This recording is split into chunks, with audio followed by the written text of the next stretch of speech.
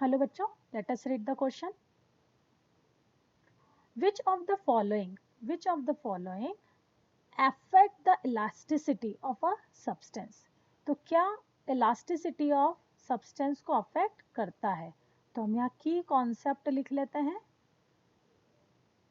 elasticity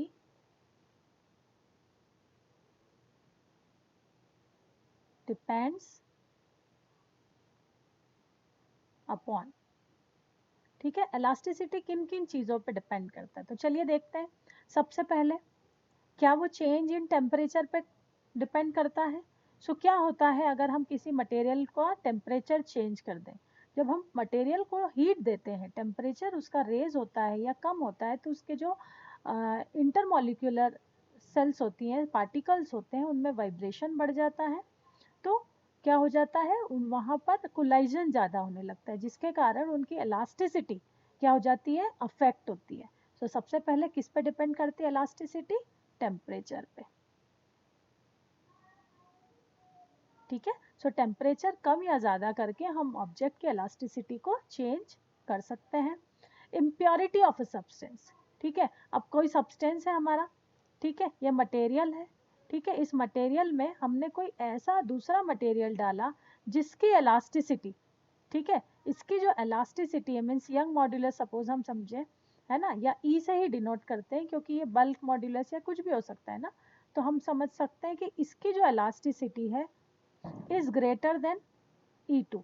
सो अगर हम ऐसा सब्सटेंस इम्प्योरिटी डालते हैं कि उस इम्प्योर सब्सटेंस की इलास्टिसिटी एक्चुअल सब्सटेंस की इलास्टिसिटी से ज़्यादा है, तो क्या होगा, एज अ रिजल्ट इस मटेरियल की इलास्टिसिटी क्या हो जाएगी, इंक्रीज हो जाएगी.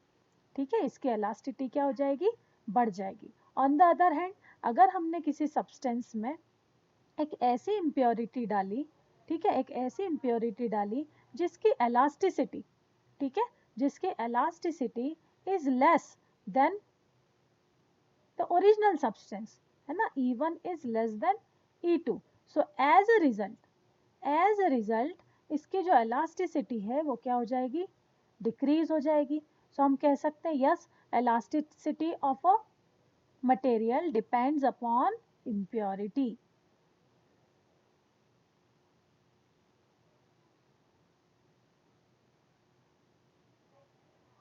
Okay, number 3 is hammering.